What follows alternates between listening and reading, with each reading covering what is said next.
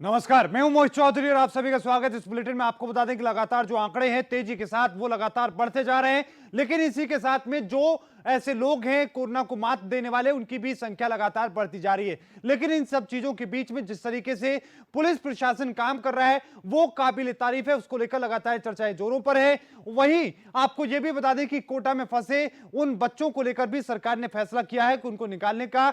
योगी सरकार की तरफ से 200 बस आगरा से और 100 झांसी से भेजी गई है, यानी कि कुल 300 बसों को वहां पर भेजा गया है और उन तमाम बच्चों को वहां से निकालने की कोशिश कोटा से की गई है।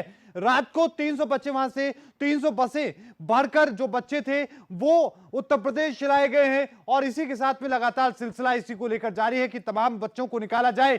लेकिन इन सब चीजों के बीच में बबीता फोगाट के ऊपर जान से मारने की धमकी उनको दी गई है, गालियां उनको दी जा रही है, जो जमकर ट्रोल्स किया जा रहा है। उसके बाद में आखिरकार बबीता फोगाट ने मुंह तोड़ जवाब उन तमाम ट्रोलर्स को दिया है जो इस तरह की बातें लगातार कर रहे हैं। प्रधानमंत्री मोदी का लॉकडाउन 2.0 लगातार जारी है और बहुत बेहतरीन तस्वीरें पूरे देश में देखने को मिल रही है, लेकिन इन सब चीजों के बीच में एक तस्वीर लगातार लोगों को विचलित कर रही है। वो तस्वीरें ये है कि हमारे जो योद्धा हैं उन पर जानलेवा हमला किया जा रहा है। मुरादाबाद के बाद ताजा तस्वीरें राजस्थान के टोंक से आई है, जहां पर 3 पुलिसकर्मी गंभीर रूप से घायल हुए हैं। जानलेवा हमला किया जाता है, हमले में लाठी, डंडे और तलवार का इस्तेमाल किया गया है। और इस मामले को लेकर लगातार आपको यह भी बता दें कि इससे पहले भी लगातार हमले हुए हैं और पूरे देश में अब तक छोटे बड़े जो कुल 80 से ज्यादा हमले अब तक पूरे देश में देखने को मिल चुके हैं, जो इन योद्धाओं के ऊपर इस तरीके से हमले किए जा रहे हैं। आपको यह भी बता दें कि लगातार जो कोटा में बच्चों को निकाला गया है उस पर राजनीति भी चरम पर है। जहां इस मामले को लेकर बिहार सरकार ने साफ कर दिया कि वो बच्चों को नहीं निकालेंगे, तो वही स्थिति आपको यह भी बता दें कि इसको लेकर जो टोंक में स्थिति हुई है उसको लेकर सवाल खड़े हो रहे हैं। और इस तमाम स्थिति के बीच में बबीता फोगाट को ट्रोल्स किया जा रहा है। ट्रोलर्स के द्वारा जिस तरीके से तबलीग जमात पर बबीता फोगाट ने जवाब दिया था, उसके बाद से लगातार उस पर निशाना साधा है। क्या कुछ बबीता फोगाट ने कहा है इसके बाद में, आइए सुनवाते हैं। सभी देशवासियों को मेरी राम राम। पिछले कुछ दिनों से मैंने 1-2 ट्वीट किए थे, उसके बाद से काफी लोग मुझे फेसबुक मैसेंजर पर, व्हाट्सएप पे और ट्विटर मैसेंजर के ऊपर गलत गलत मैसेज दे रहे हैं, गालियां दे रहे हैं और कुछ लोग फोन करके भी धमकियां दे रहे हैं। तो उन लोगों को मैं एक बात कहना चाहती हूँ कि कान खोलकर एक बात सुन लो और दिमाग में बैठा लेना कि मैं कोई जारा वसीम नहीं हूँ कि तुम्हारी धमकियों से डर कर घर पे बैठ जाऊंगी। मैं तुम्हारी धमकियों से नहीं डरने वाली, असली बबीता फोगाट हूँ।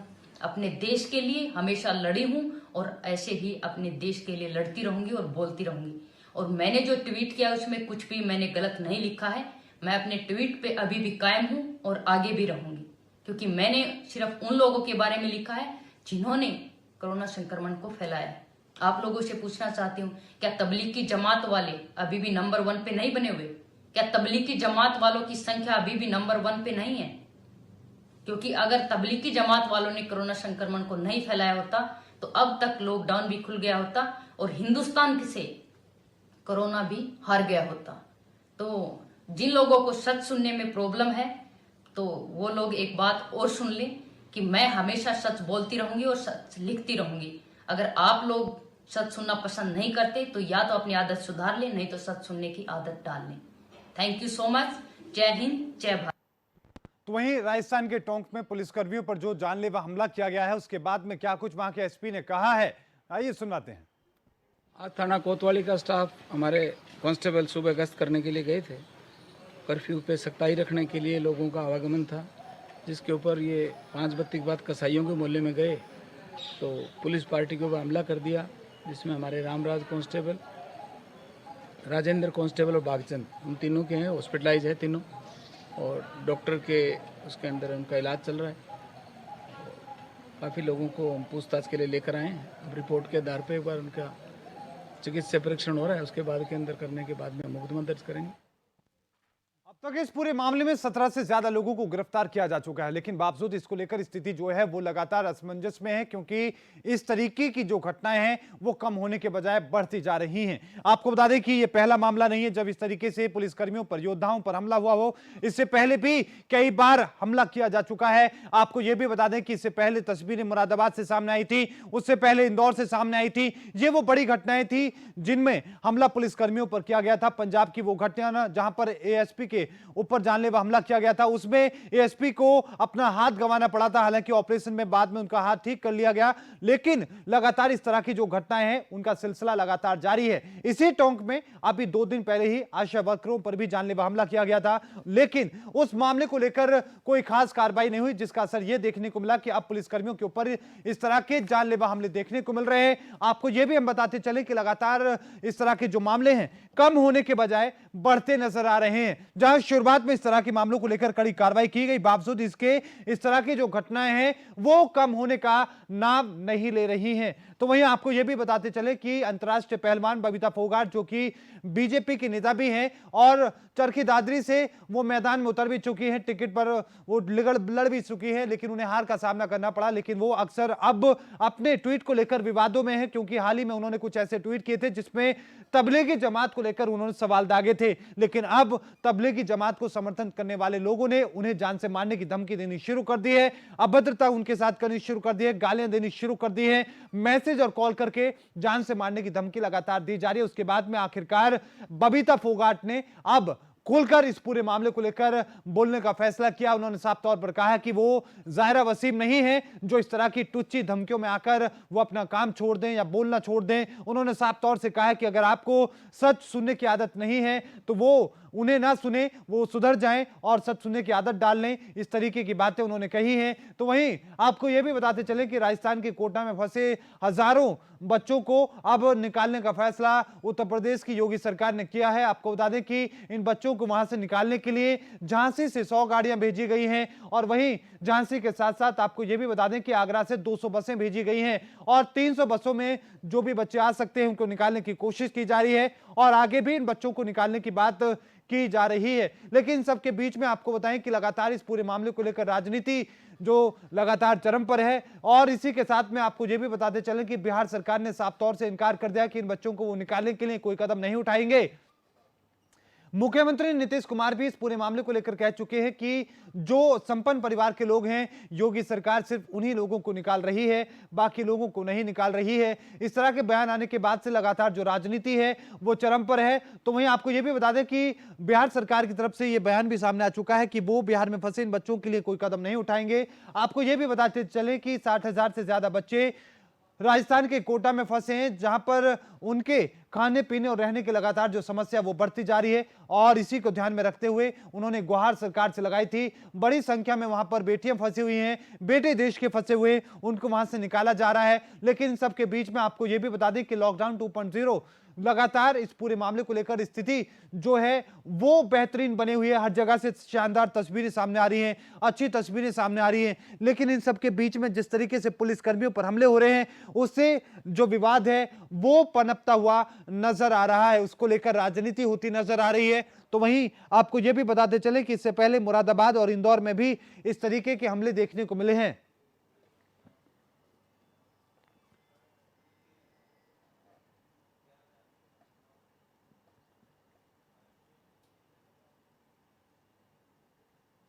और आज इसी मुद्दे को लेकर हम चर्चा में हमारे साथ शामिल हैं शंभू बत्रा, हमारे साथ हैं, सीनियर जर्नलिस्ट हैं। आपका स्वागत है सर ओके इंडिया में। और हमारे साथ आपको बता दें कि हमारे साथ हुकुम सिंह भाटी हैं, बीजेपी नेता हैं। आपका भी सर स्वागत है ओके इंडिया में। हमारे सहयोगी नीरज शर्मा हमारे साथ हैं, आपका भी सर स्वागत है। शंभू बत्रा सर, टोंक में हुई घटना को लेकर आप क्या कहेंगे, जहां पर पुलिस कर्मियों पर जानलेवा हमला किया जाता है तलवार से, लाठियों से, डंडों से? देखिए, ये तो घटना निंदनीय है क्योंकि पुलिस पर भी दबाव है जो लॉकडाउन को पालन कराया जाए और खास करके राजस्थान सरकार तो पहले ही घोषणा कर चुके थे।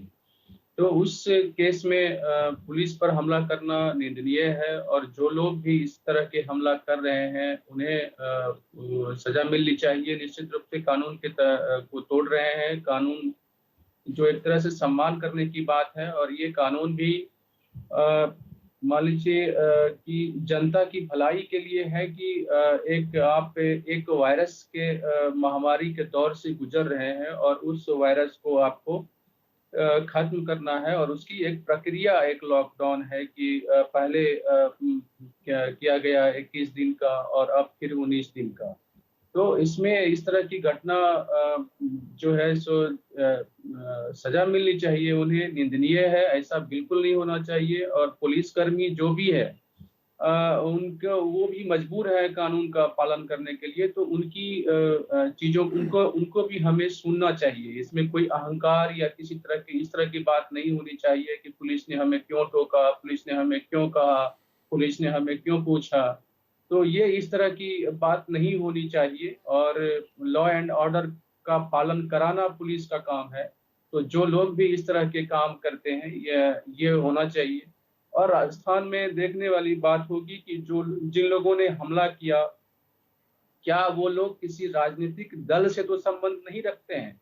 ये सब भी एक जांच का विषय है कि हो सकता है कि कोई राजनीतिक दल के लोग शामिल हों और अपने अहंकार में इस तरह की घटनाएं की हों। जी बिल्कुल शंभु भद्रा, हमने जिस तरीके से आपने अपनी बात कही, लेकिन साथ में हम ये देखें कि जो इससे पहले की जो घटनाएं हुई हैं, चाहे मुरादाबाद में हम देखें या इंदौर में हम देखें, इस तरह की घटनाएं, ये बड़ी घटनाएं हैं। इससे पहले हमने देखा कि एसीपी का हाथ काटने की कोशिश की गई, हाथ कट जाता है। इसके अलावा और भी घटनाएं होती हैं।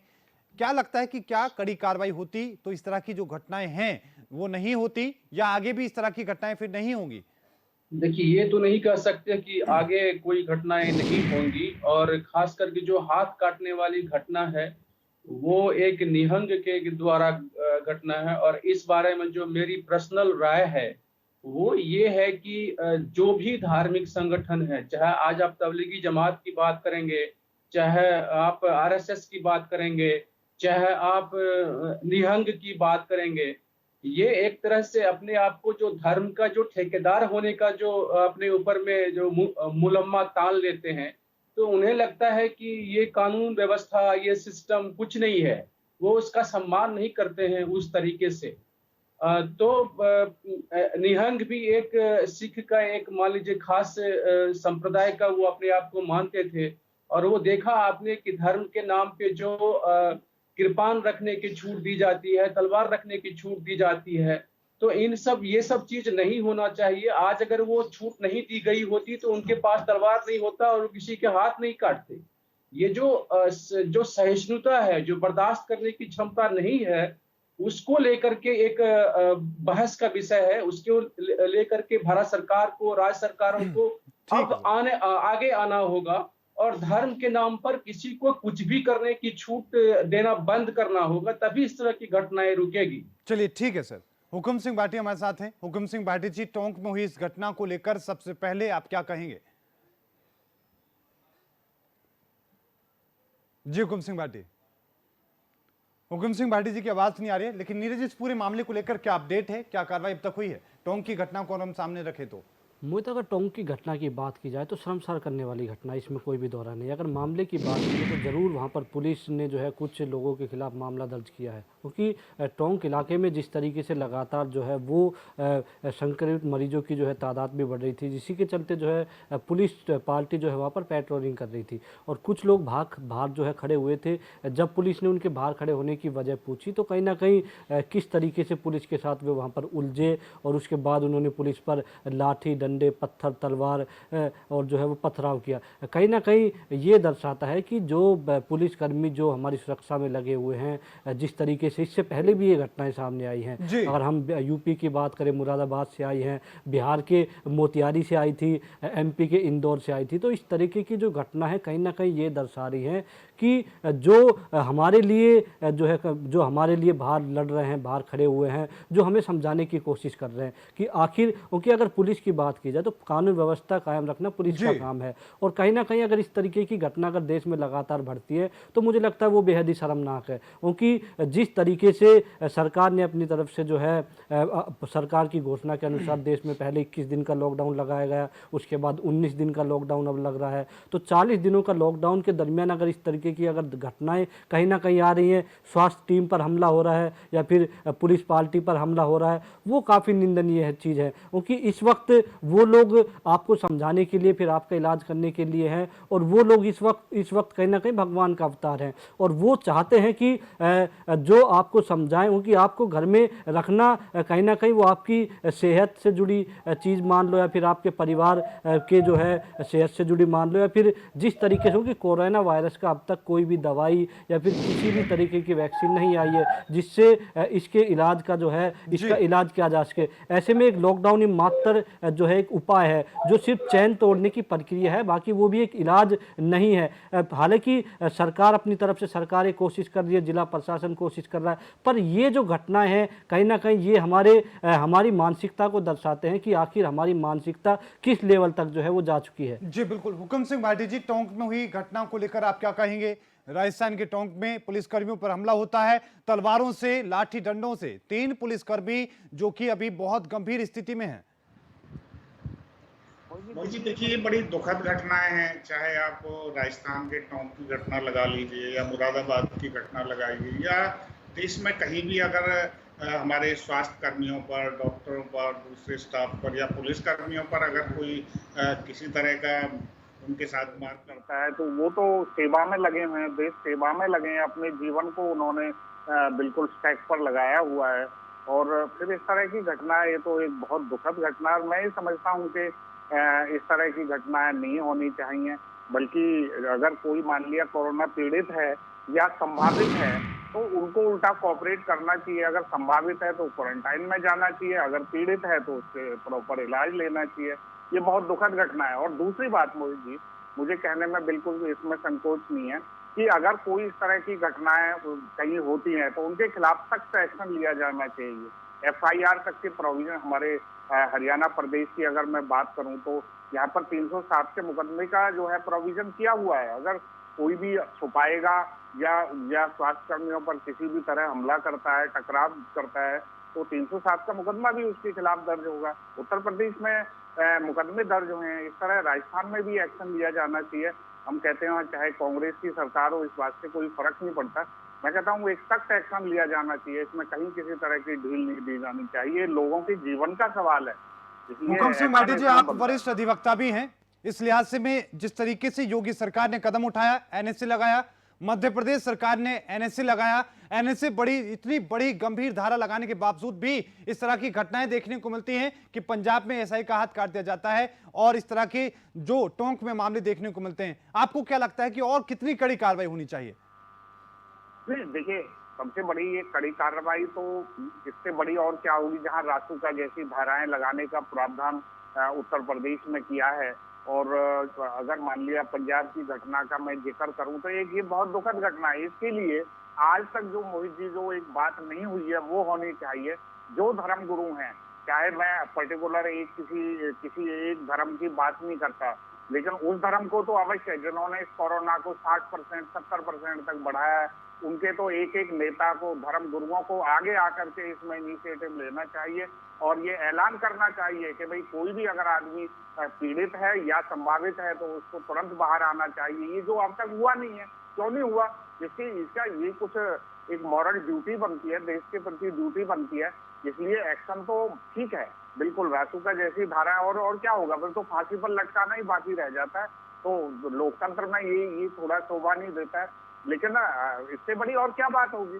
मैं कहता हूँ जो लोग जिम्मेदार हैं समाज के, उन लोगों को आगे आना चाहिए और अपने को सुरक्षित रखते हुए उनको ऐलान करना चाहिए और समाज में एक मैसेज देना चाहिए, उसका परिवर्तन आएगा। ठीक है। शंभू बत्रा सर, आपने इस तरह की कई घटनाओं को पहले भी देखा है, इस तरह के माहौल को आपने देखा है, कवर किया है उनको।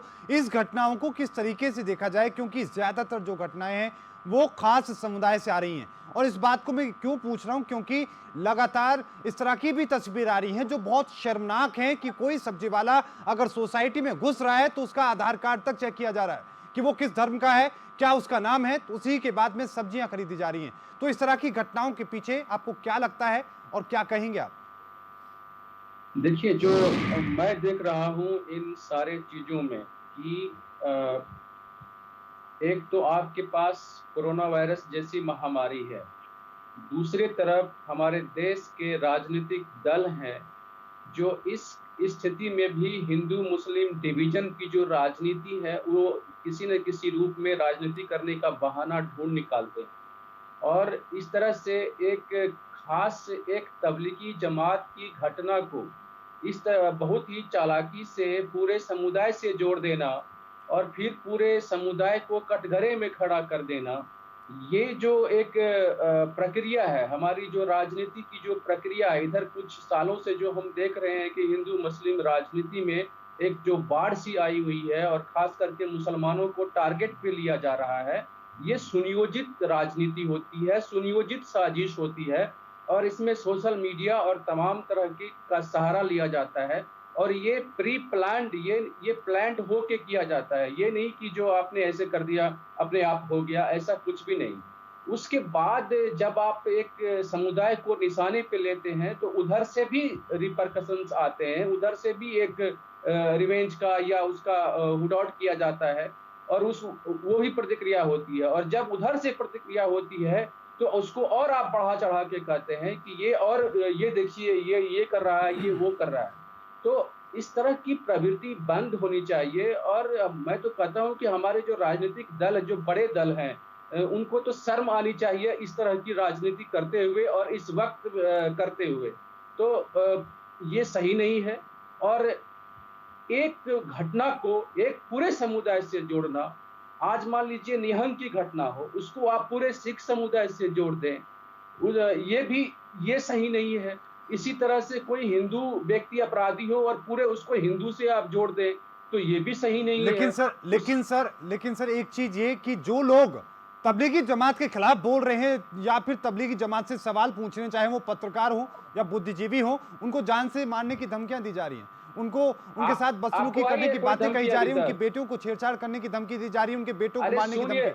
सुनिए मोहित जी, आपको अभी तक कोई एक कॉल आया है? आपने 50 शो किए हैं, कोई एक कॉल आया है आपके पास? सर मेरे पास नहीं आया, लेकिन एनबीए ने इसको लेकर गाइडलाइन जारी की है और सोशल मीडिया पर 50 वीडियोस हैं सर। इसमें सोशल मीडिया को आप छोड़ दीजिए, आप ये बताइए कि एक भी मामला दर्ज किया है इसी भारत सरकार के किसी भी सरकार ने?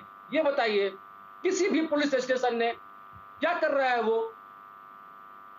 अगर इस तरह की धमकी आ रही है तो एक भी मामला दर्ज कराया है किसी ने, किसी पत्रकार ने या किसी नेता ने या किसी व्यक्ति ने? हो सकता है सिर्फ पत्रकारों ने सोचा हो कि जब एनबीए ने खंडन कर दिया है, इस तरह की घटनाओं को लेकर बातें कह दी हैं एनबीए ने, तो सोचा होगा पत्रकारों ने कि होगी बात। नहीं, अपने आप मत मानिए। मेरा ये कहना है कि हर चीज को, जब आपके पास कानून है, आपके पास प्रक्रिया है, आपके पास एक सिस्टम है, तो अगर कोई मुझे धमकी देगा, अगर मुझे कोई कुछ बोलेगा तो मैं पुलिस के पास जाऊंगा ना, मैं कोर्ट के पास जाऊंगा ना। आज पुलिस और कोर्ट दोनों खुले हुए हैं। चलिए ठीक है, ये जो सोशल मीडिया पे इस मामले पे है, आगे का जवाब मैं हुकुम सिंह भाटी जी से भी लूंगा, लेकिन उससे पहले तो कोई मामला तो दर्ज हो, एक भी तो एफआईआर दिखाइए। चलिए ठीक है, हुकुम सिंह भाटी जी से पूछेंगे, इस बारे में पूछेंगे। नीरज, पहले तो ये बता दीजिए कि जब तबलीगी जमात को लेकर सवाल पूछे जा रहे हैं तो क्या तबलीगी जमात से या सिर्फ एक संगठन से हैं या पूरे धर्म से हैं? क्योंकि लगातार जब भी सवाल पूछे जा रहे हैं तो ये दिखाने की कोशिश की जाती है कि पूरे एक धर्म को इसमें खड़ा किया जा रहा है। मोहित, वही चीज़ है, पब्लिक की दिमाग की अगर बात की जाए, जिस तरीके से निजामुद्दीन की घटना हुई और देश में जो है मामले बढ़े, उसके बाद कहीं ना कहीं एक संस्थान को पूरे धर्म के साथ जोड़ा गया और लगातार कहीं ना कहीं जो भी देश में जो घटनाएं हो रही हैं, हालांकि जिस भी समुदाय की तरफ से, पर्टिकुलर समुदाय की अगर बात की जाए, कुछ इलाके ऐसे हैं जहां पर इस तरीके के मामले सामने आए, जहां पर एक समुदाय के लोगों ने पुलिस टीम की बात की जाए फिर स्वास्थ्य टीम की बात की जाए, उस पर हमला किया है। पर कहीं ना कहीं कुछ इलाकों की बात अगर पूरे के पूरे अगर आप धर्म की बात पर लेकर लाया जाए तो मुझे लगता है वो जायज़ नहीं है, क्योंकि इस वक्त कोई भी धर्म, कोई भी जाति या फिर कोई भी देश इस कोरोना वायरस से अछूता नहीं है। आप दुनिया के तमाम मुल्कों की बात कर लीजिए, जो पैसे के दम पर अपने आप को इतना बड़ी महाशक्ति के तौर पर मानते थे, स्वास्थ्य सेवाओं के दम पर अपने आप को इतनी महाशक्तियों के तौर पर मानते थे, वो इस कोरोना वायरस से पीड़ित है, वो इसके सामने कुछ नहीं कर पा रहे। ऐसे में कहीं ना कहीं सियासत कर देना, किसी धर्म, जाति या फिर संस्थान के नाम पर सियासत करना, मुझे लगता है वो ठीक नहीं है। हालांकि इसमें कोई भी दौरा नहीं है, हिंदुस्तान में मामलों में इजाफा तब हुआ जब से निजामुद्दीन वाला कांड हुआ, इसमें कोई भी दौरा नहीं है, क्योंकि लॉकडाउन के बाद भी हमारे यहाँ पर स्थिति जो है उस तरीके से गिराफ नहीं बढ़ा था जिस तरीके से गिराफ इस वक्त स्पेन में बढ़ रहा है, इटली में बढ़ रहा है या फिर जो है अमेरिका में बढ़ रहा है। हिंदुस्तान में आज भी उस तरीके का गिराफ नहीं बढ़ा है। तो इसके चलते सिर्फ और सिर्फ, हालांकि जितने भी मामले सामने आ रहे हैं, उत्तर प्रदेश की बात की जाए, एमपी की बात की जाए या फिर महाराष्ट्र की बात की जाए, जहाँ से भी उनके तार जुड़े हुए हैं, तकरीबन वहाँ से उनके मामले जो है सामने आ रहे हैं।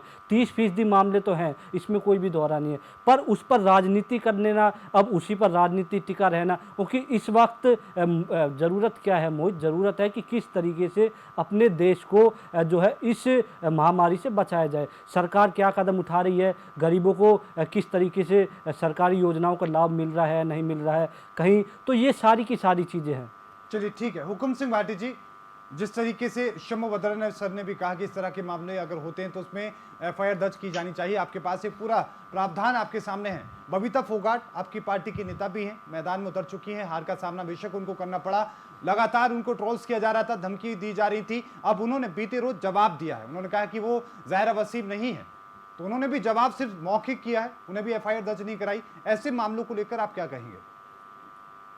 मोहित जी, तो मेरी आपसे प्रार्थना है, जरा मेरा ऑडियो उधर से बढ़वा दो, क्योंकि मेरे को उधर से सुनाई नहीं दे रहा है। मैं अब आपकी बात तो सुन ली, लेकिन बाकी क्या डिस्कशन चल रहा है वो मुझे नहीं पता लग पाता। थोड़ा सा वो ठीक करा दो उसको। जरूर। दूसरी बात, जो आपने जो ये सवाल किया है वाकई बहुत गंभीर सवाल है कि जिन लोगों ने इसके खिलाफ, एक तो आपने इस सवाल बीच में आया था कि आपने कहा था हम पूछेंगे, लेकिन आपने पूछा नहीं, लेकिन मैं जवाब देता हूँ कि ये जो आवाज उठ रही है ये कोई एक मुस्लिम धर्म के खिलाफ नहीं है। ये आवाज तबलीगी उन जमात के खिलाफ है जिन्होंने सरकार के आदेश का पालन नहीं किया।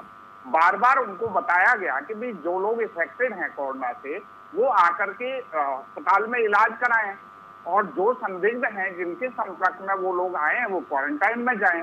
तो इसका उन लोगों ने संजीदगी से उसका पालन नहीं किया, बल्कि वो लोग इधर उधर घूमते रहे। मैं मोहित जी बता दूं, मेरे इस इलाके में यहाँ भी फरीदाबाद की ही घटना है, हमारे जो जितने ये बढ़े हैं केसेस सारे उन तबलीगी की बदौलत बढ़े हैं। इसलिए पूरे एक धर्म से कोई किसी की कोई गिलानी नहीं है, धर्म तो धर्म है, उस धर्म में कहीं भी कोई गलत नहीं होता है, सब उस सुप्रीम पावर की इबादत करते हैं। लेकिन तबलीगी से जो लोग निकले और उनके जो आका थे, जो उनको चलाते हैं, जो उन्होंने इसको कंडेम नहीं किया।